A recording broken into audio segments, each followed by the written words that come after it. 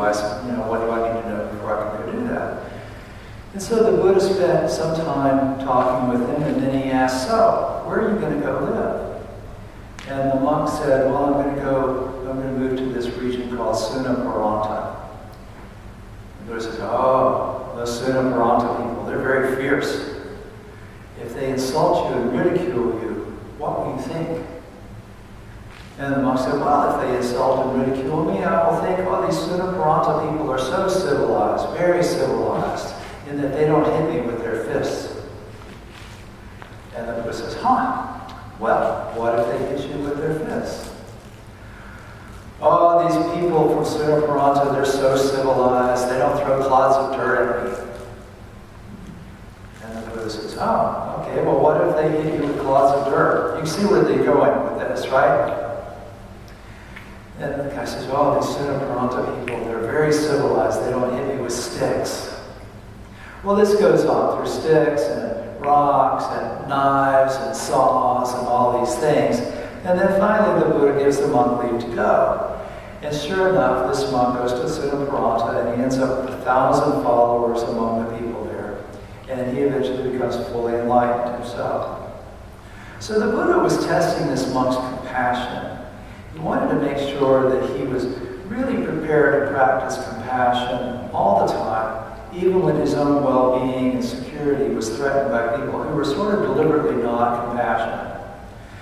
And when you start studying Buddhism, you run across this term compassion a lot. And you can see things like the Dalai Lama says, my religion is compassion. And it comes up in some secular formats too these days a lot.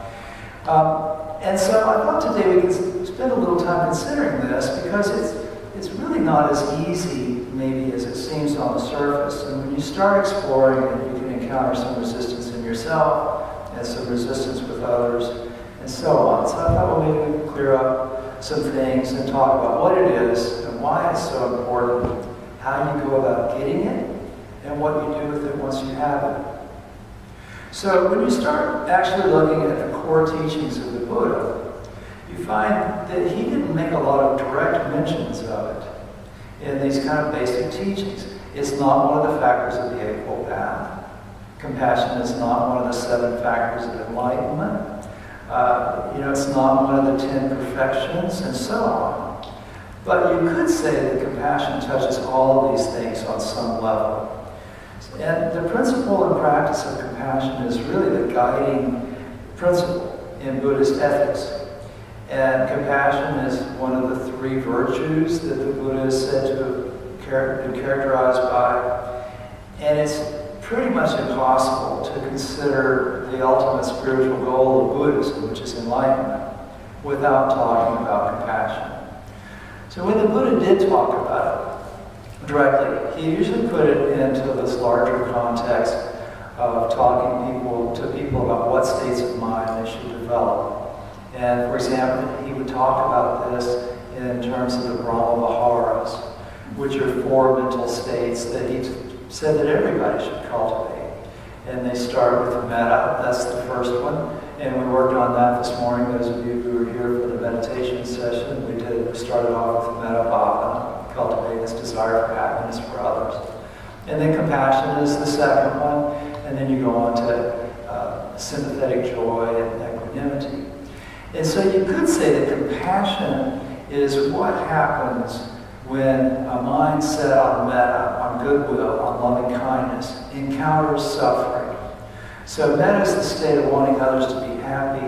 When you encounter suffering, compassion arises. But it's not just a state of mind. It's a virtue that uproots the desire to harm others. It makes you sensitive to the suffering of others, so that you don't want to do things that would increase their suffering, and you want to do things that would help lessen it. There's a big difference between compassion and pity. With pity, you set yourself above someone, as if you're somehow better than they are, more fortunate than they are. But with compassion, you're aware of your own pain, your own stress, and you recognize that when you see it in others. And so when we see ourselves in this greater context of interdependence, then when we see the stress within ourselves, we really discover this imperative to be kind and compassionate to other people. And this is not just a Buddhist thing. You see compassion reflected a lot. Well, there's a movement right now called the Charter for Compassion. There's a lot of religious organizations and other institutions that are signing this charter, which was the brainchild of a woman named Karen Armstrong, who's a former Catholic nun, and she writes a lot of books about religious history and that sort of thing. And she came up with this idea, and the charter points out that the principle of compassion is really at the heart of all religious traditions, and it's embodied in things like the Golden Rule, you know, where we look at treating others the way we want to be treated ourselves.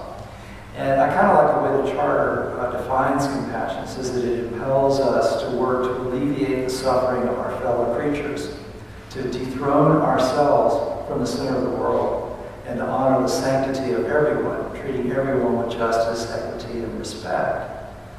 And that sounds pretty good. It sounds like a good thing to work toward. But you might wonder still, why is that important? And we need to have compassion for everyone, even people that we find do bad things, maybe even evil things, and behave with injustice toward others. So a lot of you know that I lead a group of Buddhist inmates at Tomoka Correctional Institution. And we've got about 30 guys. And I go there every Tuesday, and we meditate and we talk about the Dharma. And there's one of these inmates, and I'm going to call him Franklin. It's not his real name, but kind of disguising him that way. And Franklin is about 10 years into a 30-year sentence for drug dealing and armed robbery.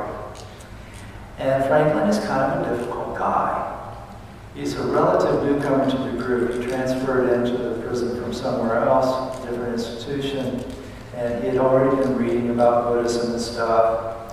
And Tomoka is a medical facility. So if you happen to find yourself incarcerated in a state institution one day, and you can't see very well, or can't hear very well, or you're in a wheelchair, or you're a psychiatric patient, you're likely to end up in Tomoka.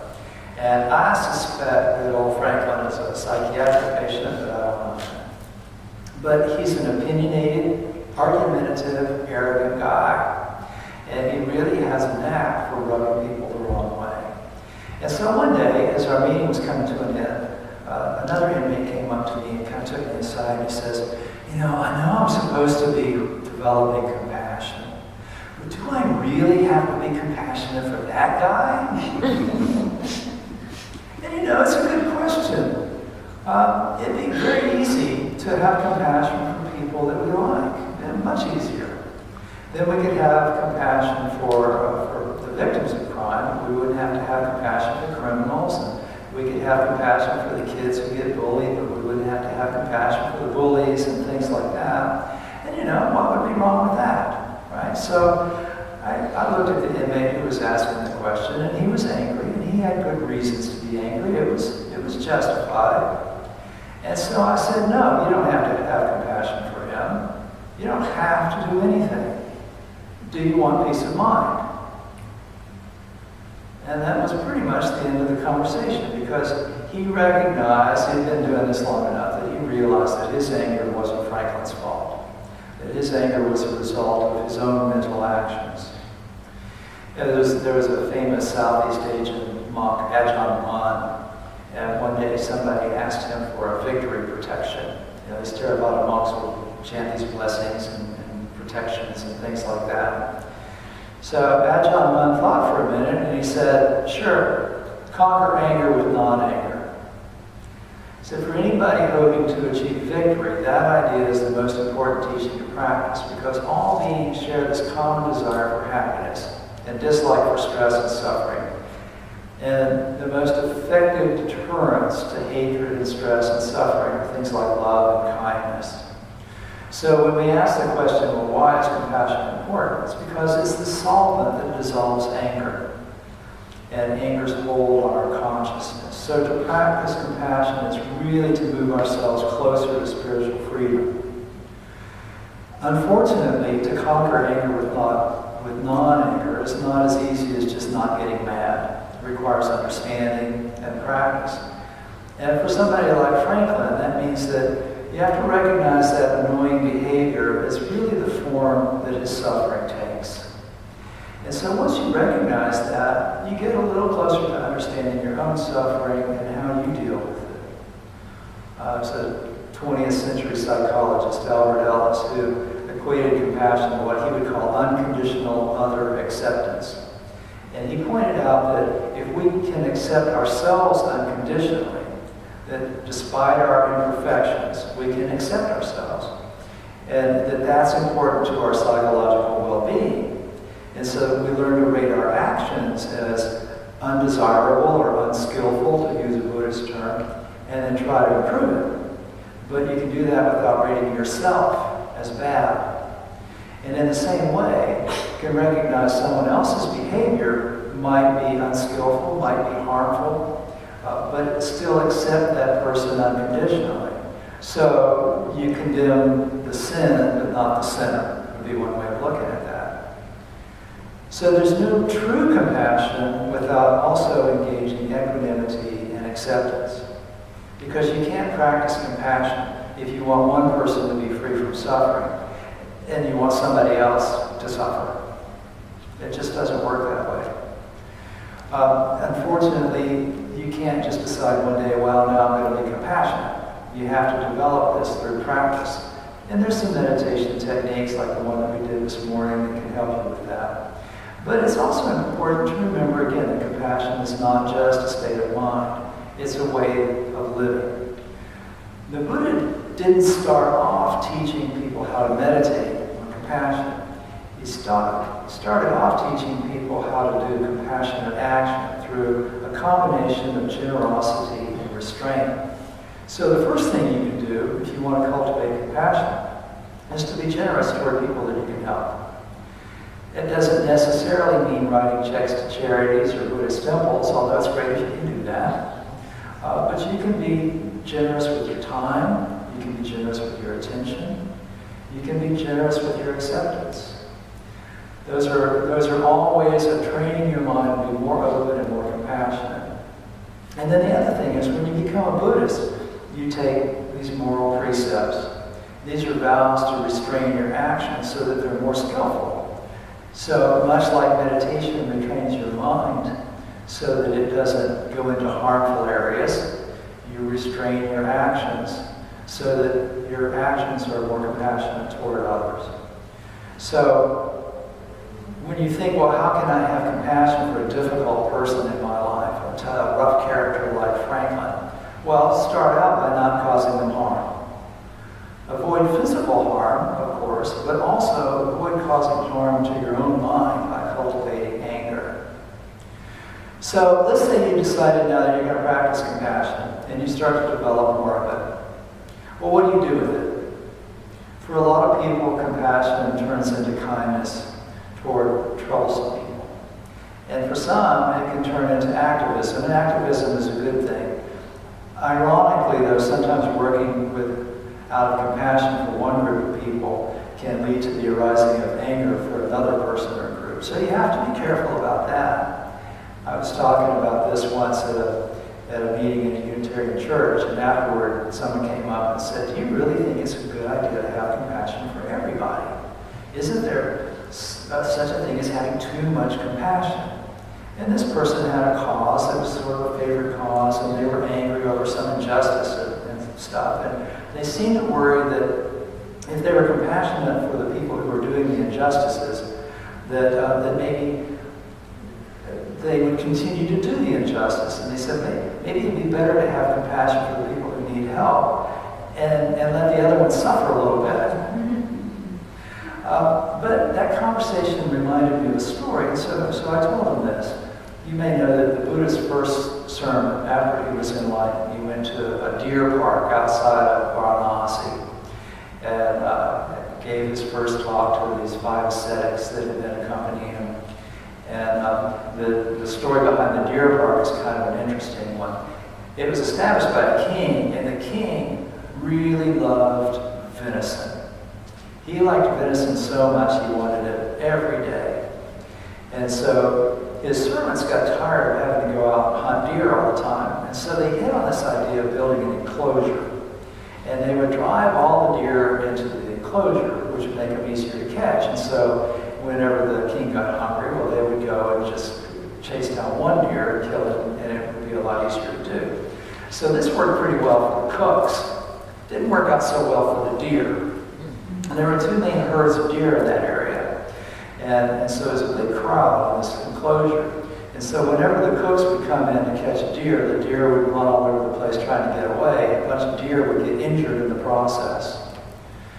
And so these herds, each herd was led by a stag who was a very majestic animal, very noble animals. And in fact, they were so amazing deer that the king himself had seen them and remarked on how beautiful they were and had told people, don't ever kill them. They have my pardon. They're free from this.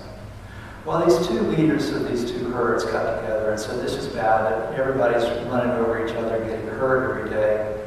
So why don't we just kind of get together and we'll take turns randomly selecting one of our herd to go and just stand calmly by the stake and wait for the cook to come up and butcher them.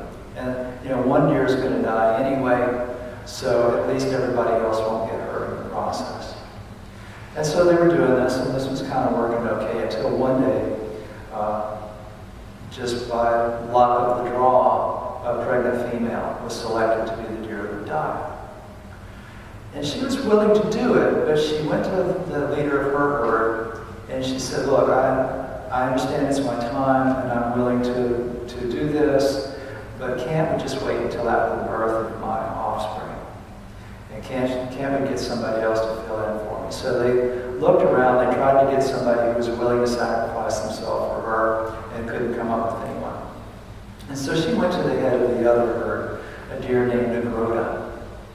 And so she told Negroda her plight. Negroda was so moved that he said, you know what, I'll do it for you. And so that day the cook came to butcher the deer, and there was Negroda, this majestic deer who had the king's pardon, standing, waiting calmly by the stake to die.